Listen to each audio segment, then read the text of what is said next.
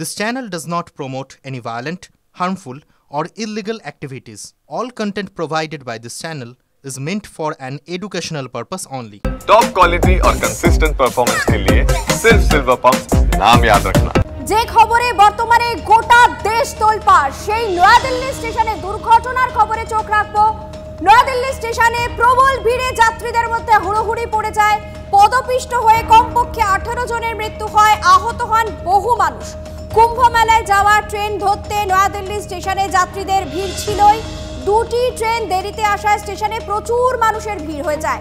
উপচে পড়া ভিড়ের মধ্যে ট্রেন ধরতে হুড়োহুড়ি ধাক্কাধাক্কি শুরু হয় এবং শেষ পাওয়া খবর অনুযায়ী স্টেশনের 14 নম্বর এবং 15 নম্বর প্ল্যাটফর্মে পদপিষ্ট হওয়ার পরিস্থিতি তৈরি হয় এবং ঠিক সেই জায়গা থেকেই রয়েছেন আমাদের প্রতিনিধি জ্যোতির্ময় কর্মকার। জ্যোতির্ময়, তুমি একেবারে স্পটে রয়েছো, একটু ঘুরিয়ে যদি দেখাও জায়গাটার দৈর্ঘ্য কতটা বিস্তৃত বা কিভাবে দুর্ঘটনা ঘটেছিল।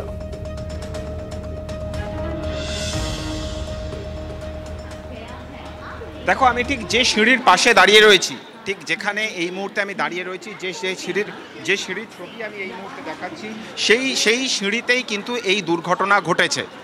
যে জায়গাতে আমরা দাঁড়িয়ে রয়েছি এখানে একটি দড়ি দিয়ে ব্যারিকেড তৈরি করে দেওয়া হয়েছে এবং এই মুহূর্তে মানুষ যেখান দিয়ে যাতায়াত করছে ঠিক এই জায়গাতেই দুর্ঘটনা ঘটেছে। এখানকার সামগ্রিক ছবিটা যদি আমি দেখাই ধীরে ধীরে, তাহলে বোঝা যাবে যে নিউ দিল্লি স্টেশনে এই দুর্ঘটনা যে ঘটেছে সেই ঘটনার নেপথ্যে কিন্তু বেশ কিছু গুরুত্বপূর্ণ কারণ রয়েছে। তার কারণ এই যে ফুটব্রিজ আমরা দেখতে পাচ্ছি, এই যে ফুটব্রিজের ছবি আমরা এই মুহূর্তে দেখাচ্ছি, এই নিউ দিল্লি স্টেশনে মোট 16টি প্ল্যাটফর্ম রয়েছে 1 থেকে 16 পর্যন্ত। আমরা এই মুহূর্তে দাঁড়িয়ে রয়েছি 14 নম্বর প্ল্যাটফর্মে এবং এই 1 থেকে 16 নম্বর প্ল্যাটফর্মে যাওয়ার জন্য মোট 3টি ফুটব্রিজ রয়েছে। ফুটব্রিজগুলির ছবি দেখেই তুমি বুঝতে পারছো যে এই ফুটব্রিজগুলি কতদিন আগে তৈরি হয়েছে, কার্যত তার কোনো হিসেব নেই। অর্থাৎ গত 10 বছরে স্টেশনে আধুনিকীকরণের নামে সাজসজ্জা যথেষ্ট বেড়েছে, কিন্তু এই স্টেশন আয়তনের খাতিরে এই স্টেশন দৈর্ঘ্যপ্রস্থের হিসেবে কোনোভাবেই কিন্তু কলেবরে বাড়েনি। যখন এই ধরনের মহাকুম্ভের মতো একটি মহাপার্বণ হচ্ছে, রাতারাতি হাজার হাজার মানুষ বা যাত্রীর সংখ্যা কার্যত কয়েক গুণ বেড়ে যাচ্ছে, সেই সময়তে এই পরিকাঠামো যেহেতু বাড়েনি সেই কারণে কখনোই কিন্তু সেই ভিড়কে সামলানো সম্ভব হচ্ছে না। এবং যে অভিযোগ আমরা যারা প্রত্যক্ষদর্শী তাদের মুখ থেকে শুনছি যে হঠাৎ করে যখন ভিড় বেড়ে গিয়েছে তখন আরপিএফ কেন, রেল কর্তৃপক্ষ কেন, কোন প্রশাসন কেন, কারোরই কোনো দেখা ছিল না এবং সেই সময় ভিড় ম্যানেজমেন্টের জন্য কোনো রকম ব্যবস্থা করা হয়নি। হঠাৎ করে এই 14 নম্বর প্ল্যাটফর্মে যারা দাঁড়িয়েছিলেন, যারা এখানে 15 নম্বর প্ল্যাটফর্মে দাঁড়িয়েছিলেন, অর্থাৎ 14 এবং 15 নম্বর প্ল্যাটফর্ম একসঙ্গে, সেই সময়তে আমরা দেখতে পাই যে হঠাৎ করে 16 নম্বর প্ল্যাটফর্মে ঘোষণা হয় এবং মানুষ সেই সময় যেতে শুরু করে।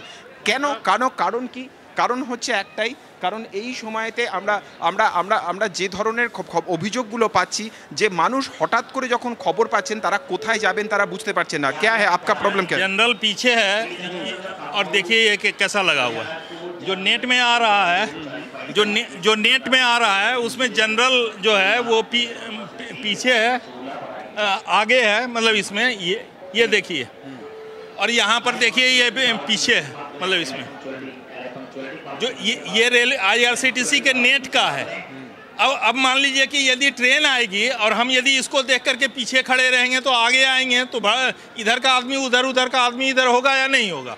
ये तो आप लोग खड़े हैं यहाँ पर। একদমই যে স্পষ্ট হচ্ছে যে এত কি দুর্ঘটনা ঘটে গেল, 18 জনের মৃত্যু হলো, রেলের ইতিহাসে একেবারে কলঙ্কময় অধ্যায়, তারপরেও কিন্তু বিশৃঙ্খলা কাটেনি। যে ছবি আমাদের সামনে এই মুহূর্তে ওই যাত্রী তুলে ধরছেন তা সত্যি আতঙ্কের। যে কথা উনি বলছেন যে লোকেশন দেখানো হচ্ছে আর যেখানে ট্রেনটি থামবে দুটোর মধ্যে যদি ব্যবধান থাকে আবার যে হুড়োহুড়ি নতুন করে সৃষ্টি হবে না তার গ্যারান্টি কেউ দিতে পারে না। আপাতত তোমাকে ধন্যবাদ জ্যোতির্ময়।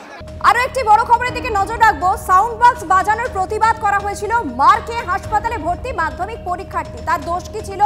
সাউন্ড বক্স বাজানো হচ্ছিল, সেই বক্স বাজানোর প্রতিবাদ করা হয়েছিল। মার খেয়ে হাসপাতালে ভর্তি মাধ্যমিক পরীক্ষার্থী মাইক বাজানোর প্রতিবাদ করায় মাধ্যমিক পরীক্ষার্থীকে মারধরের অভিযোগ উঠছে তৃণমূলের পঞ্চায়েত সদস্যা সহ তার পরিবারের বিরুদ্ধে। দিনহাটার ওখলাবাড়ির কাউরাই এলাকায় ঘটনায় একেবারে শোরগোল পড়ে গিয়েছে। আমাকে মানা করতে গেছে যে আমার পড়াশোনা নষ্ট হয়, আপনারা এইরকম ড্যাগ বলেছেন, তা ড্যাগটা বন্ধ করো, আমার রাইতের 12টা অবধি ড্যাগ বলেছেন, আমার পড়াশোনায় ক্ষতি হয়, এইরকম করে বলছে দেখি ওরা ড্যাগ ফেলে দিয়ে আমার বাচ্চাটা ঢুকিয়ে গুড়ি টুড়ি আমার বাচ্চাটাকে অসুস্থ করে দিয়েছে। তাহলে কি আমার বাচ্চাটা ভবিষ্যতে দাঁড়াবে না? এখন যে ওই বাড়ির লোকে, আমার বাড়ির পাশের লোকে এইরকম। কি নাম তাদের? ওই যে তারপরে পঞ্চায়েত, ওই বাড়ির লোক, ওই পঞ্চায়েত ছড়াছড়ি এসে আমার বাচ্চাটাগুলো জব করে ভবিষ্যতে দাঁড়াবার দেবে না, মারি ফেলায় বলে। সেই ছাত্রী তো অভিযোগ করছে যে দীর্ঘ কয়েকদিন ধরে আপনারা বক্স বাজাচ্ছিলেন উচ্চস্বরে, আর তার প্রতিবাদ করে তাকে মারা হয়েছে। এগুলো পুরোটাই ভুল। আপনারা আমার বাড়িতেও মাধ্যমিক ছাত্র আছে, তা আমরা কি করে বাজাবো ডাক?